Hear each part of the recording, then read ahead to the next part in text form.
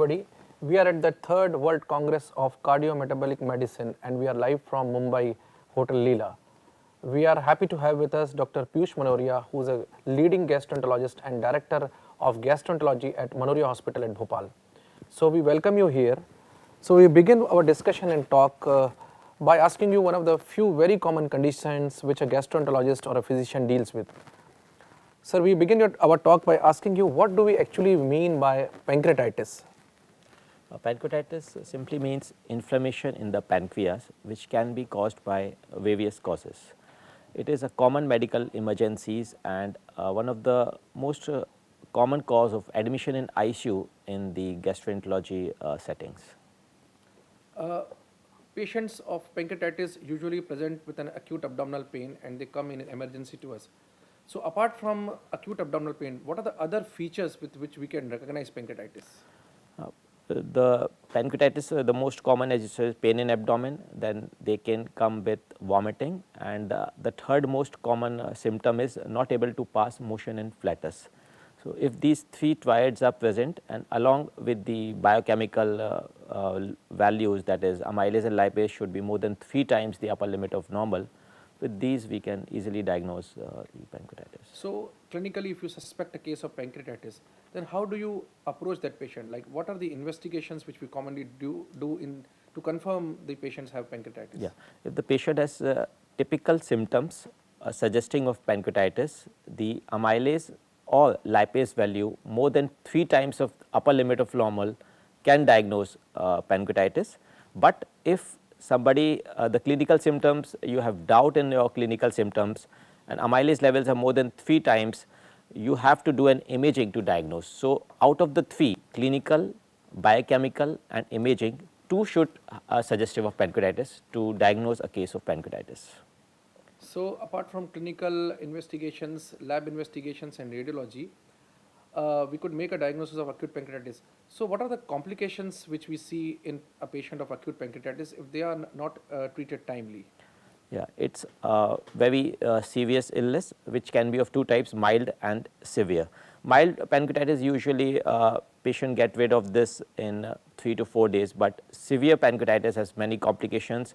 They have many extra pancreatic complications. They can lead into acute kidney failure, they can have acute lung inflammation, they can have ARDS, they can have sepsis, septic shock, pancreatic collections, extra pancreatic collections and all these. It's a very dreadful disease which can involve the other organs very fast, and as the other organs are involved, the mortality increases. So what are the modalities of treatment of pancreatitis? Suppose a patient has come to you, then how do you decide which patient would require a medical management or which patient would require a surgical management, and what are the various options available? Initially, all the pancreatitis are managed medically only. The surgery has usually no role in acute pancreatitis. The patients are kept nil by mouth and they have to given vigorous hydration by IV fluids.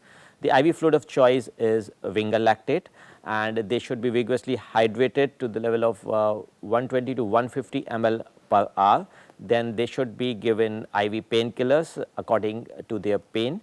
IV antibiotics in the first week is not needed and IV pantoprazole is also not needed. They only need hydration, painkillers and if they have any renal or pulmonary complications, they should be treated accordingly. So the majority of treatment is IV hydration and to kept nil by mouth.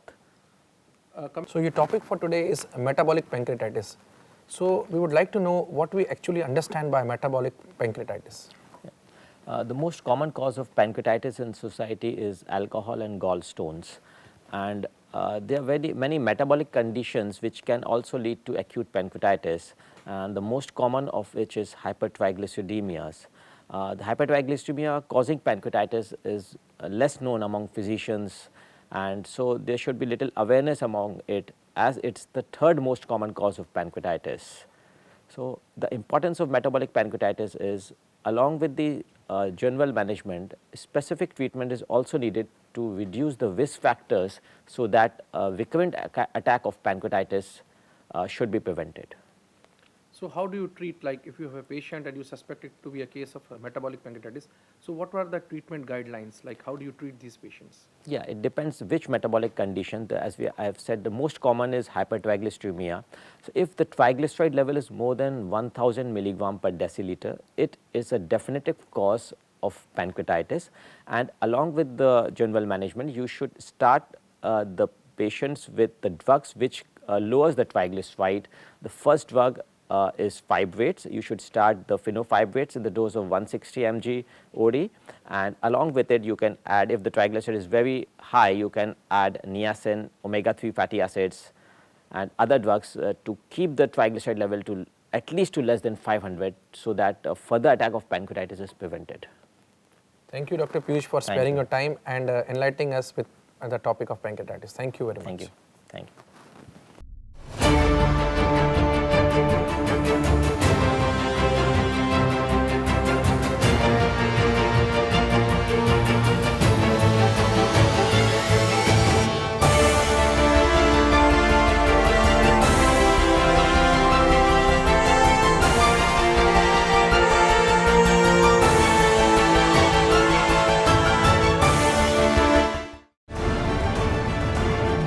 Insights from the world's best medical minds.